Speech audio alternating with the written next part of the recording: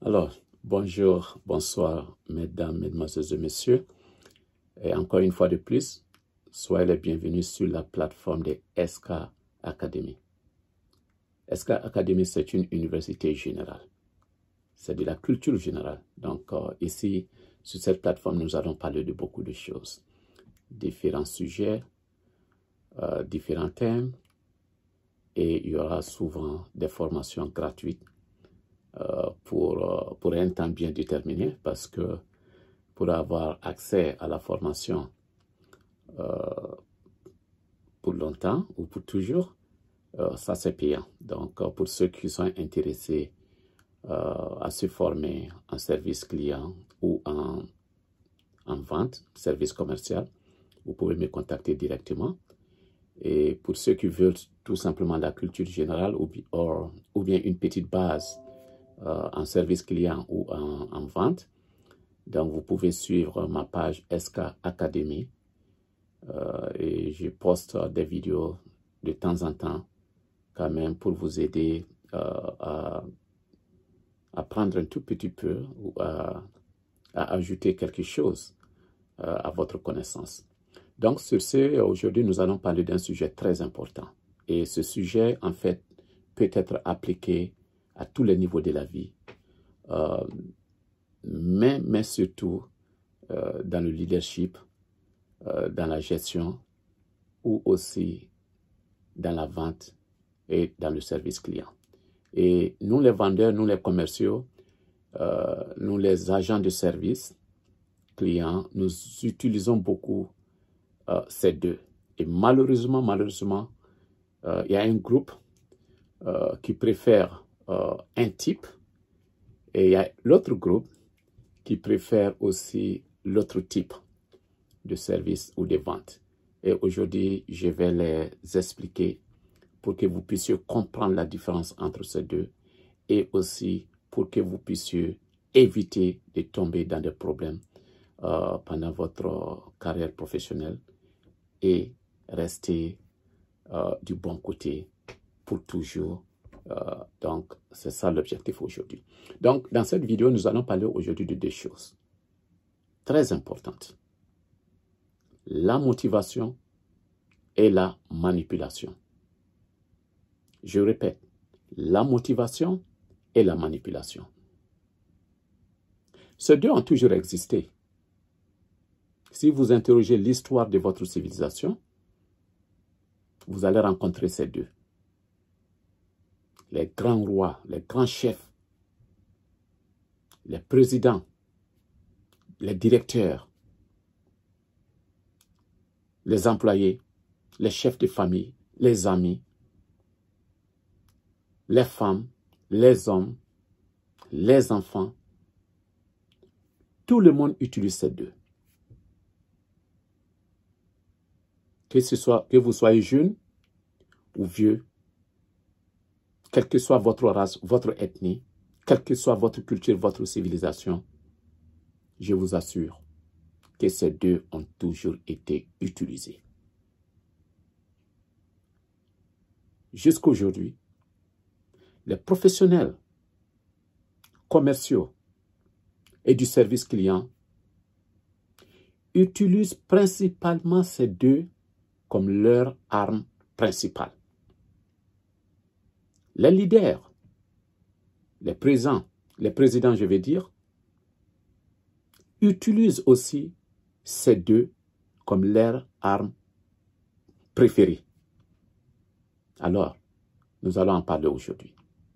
La motivation et la manipulation. Mais avant de commencer le fond du sujet, ici, les questions sont toujours la bonne réponse. Rappelez-vous de cela. Si vous êtes des commerciaux ou vous êtes dans le domaine du service client, rappelez-vous toujours de cela. Les questions sont toujours la bonne réponse. Et pour les gens qui me connaissent, ils savent que je pose trop de questions. Parce que les questions sont toujours la bonne réponse. Qu'est-ce que cela veut dire? Analysons ensemble. Et après cette vidéo, vous analysez vous-même et vous allez tirer les conclusions de vous-même. Ici, je commencerai par la vente et le service client, parce que ces deux sont mes domaines. Toute ma vie, j'ai été dans la vente de services et j'ai été aussi dans le service client, ce qu'on appelle en anglais customer service. Quelle est la question la plus importante est la suivante. Comme vous vous rappelez déjà de l'introduction, je viens de vous dire que les questions sont les réponses. Donc, posons notre première question. Quelle est la meilleure façon de commencer la vente ou la présentation de vente? La réponse à cette question, c'est les questions.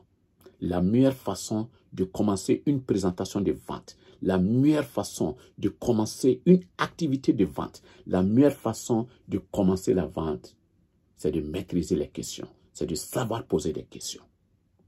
Et chaque fois que vous avez une réponse, cherchez à tirer une autre question de cette réponse. Voilà tout le secret de la vente. Et cela va aussi dans la diplomatie, cela va aussi dans la politique, cela va aussi dans les relations de famille, cela va aussi dans les relations entre amis, cela va aussi dans les relations interhumaines. Les questions sont la réponse. Les questions sont la réponse. Mais alors, quel est le but de commencer par des questions? Pourquoi est-ce que nous commençons par des questions? Parce que tout simplement, les questions nous permettent de recueillir des informations. C'est en posant des questions que nous allons découvrir des informations. C'est en posant des questions que nous allons savoir des choses que nous ne savions pas. C'est en posant des questions que nous allons découvrir le besoin du client, les désirs du client et la motivation du client. Donc, les questions sont la réponse. Nous commençons par des questions tout simplement pour nous permettre de recueillir des informations sur cette personne ou sur le choix de cette personne. Ce qui nous permet d'aider nos clients. Parce qu'en sachant le désir du client, en sachant ce que le client veut, en sachant la motivation du client, en sachant le budget du client, nous pouvons facilement les offrir des produits ou des services qui vont résoudre leurs problèmes. Voilà pourquoi nous devons commencer toujours par des questions. Lorsque nous posons des questions, de manière professionnelle, nous établissons l'aspect le plus important du processus de vente, c'est-à-dire la confiance. Les questions non seulement nous permettent de découvrir les désirs, la volonté, la motivation, le budget et l'intérêt du client, mais aussi les questions nous permettent d'établir la confiance entre nous et le client. Et pourquoi? Ou je dirais, et comment? Parce que tout simplement, en posant certains types de questions, le client, en nous donnant l'information, apprend aussi que nous sommes sincèrement intéressés à leur satisfaction, à sa satisfaction. Que nous sommes sincèrement intéressés à résoudre son problème. Que nous sommes sincèrement intéressés à l'aider. Parce que les types de questions que nous posons établiront cette confiance entre nous et le client. Ces types de questions établiront ce rapport entre nous et les clients. C'est pourquoi nous disons toujours que les questions sont toujours la réponse. Et si vous gérez correctement cette partie de la présentation de vente, c'est-à-dire savoir quel type de questions poser, savoir découvrir le besoin caché du client, savoir découvrir le besoin réel du client, savoir découvrir la motivation, les désirs du client. Vous avez déjà éliminé le processus le plus difficile dans la vente ou dans le service. Et si vous gérez correctement cette partie de la présentation de vente, le client saura que vous n'êtes pas juste un autre vendeur cherchant à le séparer de son argent. Parce que beaucoup de vendeurs, leur objectif, c'est tout simplement de te séparer de ton argent. Et ils ne veulent jamais que ton argent soit avec toi. Leur objectif, c'est de te séparer de ton argent, c'est-à-dire faire tout pour prendre leur argent pour eux-mêmes.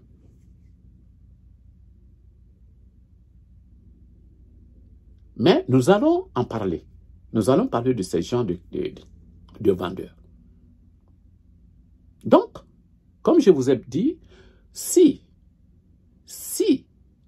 vous parvenez à correctement jouer ce rôle, à poser de bonnes questions pour découvrir les besoins du client, le client saura que vous n'êtes pas juste un autre vendeur cherchant à le séparer de son argent.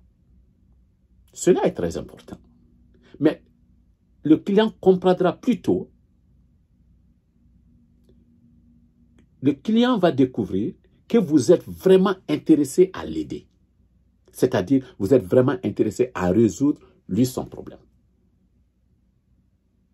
Donc, la vente, au fait, ce n'est pas compliqué. Et en tant que professionnel, nous devons motiver, je dis bien, en tant que professionnel, nous devons motiver les clients potentiels, c'est-à-dire les clients qui n'ont pas encore payé, les clients potentiels, nous devons les motiver à partager leurs besoins, leurs désirs, leurs problèmes, leurs intérêts avec nous, afin que nous puissions les motiver à utiliser nos services pour résoudre leurs problèmes. Voilà le secret. Et c'est seulement en posant des questions sincères, orientées vers la découverte du besoin du client, que nous arriverons à inviter, à aider le client à s'ouvrir à nous, avec des informations que le client partagera avec nous, afin que nous puissions découvrir leurs besoins, leurs désirs, leurs problèmes, et en faisant cela, nous saurons quoi leur donner. Parce que, à partir de là, nous les inviterons, nous les motiverons à utiliser nos services, nos produits qui vont résoudre leurs problèmes, qui vont satisfaire leurs désirs, qui vont satisfaire leurs besoins. Et cela est important. Et une fois que nous comprenons ce processus de vente, ces principes de vente, le travail devient encore plus facile. Parce que tout simplement, cela nous amène à une question éthique. Alors que l'éthique est le fondement sur lequel nous devons construire notre carrière. L'éthique professionnelle, l'honnêteté, la sincérité, la vérité. Ça, c'est l'éthique professionnelle. Et nous devons construire notre carrière professionnelle sur ça. L'éthique doit être le soubassement qui soutient notre carrière professionnelle. Et si vous oubliez cela, vous n'irez nulle part. Et je vais vous expliquer pourquoi. Parce que ici, nous allons parler maintenant de la différence entre la motivation et la manipulation. Dans la vente, quelle est la différence entre la motivation et la manipulation? Dans la politique, dans la gestion, dans la famille, entre amis, dans toutes les couches sociales, nous devons toujours nous rappeler de cela. La différence entre la motivation et la manipulation. Et surtout dans la vente, ou dans le service. Donc, faites beaucoup attention parce que tous les jours, nous sommes tous des vendeurs et nous sommes tous des consommateurs. Nous vendons nos idées sans même prendre de l'argent. Nous donnons nos idées aux gens. Nous donnons des conseils aux gens. Nous expliquons des choses aux gens. Donc, nous rendons service, nous vendons et nous consommons aussi. Tout le monde consomme et tout le monde vend. Donc, nous devons vraiment connaître la différence entre ces deux. La motivation et la manipulation. Donc, quelle est la différence entre ces deux? Malheureusement, ces termes sont souvent confus, sont souvent mélangés. Mais comparer la motivation à la manipulation revient à comparer la gentillesse à la tromperie. C'est comme on compare la gentillesse à la méchanceté. C'est comme si nous comparons la bonté à la méchanceté. En comparant ces deux, voilà exactement ce que nous faisons. L'un est sincère, l'autre trompe. Oui. Donc, ces deux ne doivent pas être confondus. La motivation est sincère, la manipulation est trompeuse. La motivation est gentille, la manipulation est méchante. Et c'est comme ça que vous devez les voir. Mais surtout, la différence réside dans l'intention de la personne. Parce que tout simplement, la motivation amène les gens à agir par libre choix et par désir. C'est-à-dire, le vendeur qui utilise la motivation est intéressé à connaître le désir, le besoin du client pour pouvoir présenter, éduquer le client sur son produit ou son service qui va aider le client à sincèrement résoudre son problème. Lui, il vend par motivation. Et lui, il sera dans le business pour toujours. Et lui, il gardera tout l'argent qu'il aura dans la vente. Tout simplement parce que il vend pour résoudre des problèmes. Il vend pour satisfaire le client. Parce qu'en satisfaisant le besoin réel du client, on satisfait le client. Et le client n'a pas à retourner le produit. Au contraire, le client non seulement garde le produit, mais aussi reviendra toujours à vous pour d'autres produits. Parce que la confiance est déjà établie. Donc, la motivation amène les gens à agir par libre choix et par désir. C'est-à-dire encore, dans la motivation, on ne cherche pas à dribbler le client. On ne cherche pas à désorienter le client. On ne cherche pas à manipuler le client. On cherche plutôt à éduquer le client avec l'information parce que souvent, les clients, ce que les clients pensent qu'ils ont besoin, ce n'est pas vraiment ce qu'ils ont besoin. Parce que leur choix se fait en fonction de l'information et de la connaissance qu'ils ont du produit. Mais une fois que l'information change, une fois que l'information s'améliore, une fois que leur connaissance du produit change, une fois que leur connaissance du produit s'améliore, alors le choix change. Un client vient avec une information limitée, une connaissance limitée sur un produit. Mais en posant des questions, on pourra découvrir le besoin du client et en fonction de cela, on pose des questions pour découvrir le désir du client, on pose des questions pour connaître la motivation du client et pour connaître l'intérêt du client et pour connaître aussi le budget du client. Et en fonction de cela, étant des experts des produits que nous vendons, nous sommes mieux placés pour faire des suggestions en fonction du besoin, du désir, de la motivation et du budget du client. Et en donnant certaines informations, en éduquant le client, alors le client reconsidère son choix. C'est-à-dire, il change son choix. Son choix sera réadapté en fonction de la nouvelle information que le client a reçue. Et c'est ce qu'on appelle un vendeur par motivation. Lui, il vend par motivation. Tandis que la manipulation entraîne une conformité forcée. La manipulation entraîne le déroutement, la déviation de la route, de façon intentionnée. Le mensonge. Le manipulateur désoriente le client en fonction de ce que lui, il veut, et non en fonction du désir, du besoin, de la volonté du client. Mais son objectif, c'est en fonction de lui, son désir. C'est-à-dire le désir du vendeur lui-même. Le désir du vendeur lui-même. La volonté du vendeur lui-même. L'émotion du vendeur lui-même. L'intérêt du vendeur lui-même. Donc le manipulateur n'a vraiment pas besoin du désir, du besoin du client. Il a besoin de lui son désir, de la satisfaction de lui son désir, de lui son besoin. Donc ces deux sont diamétralement opposés. Alors, moi je vous invite à devenir des vendeurs par motivation et non des vendeurs par manipulation. Parce que le manipulateur, tôt ou tard, il perd.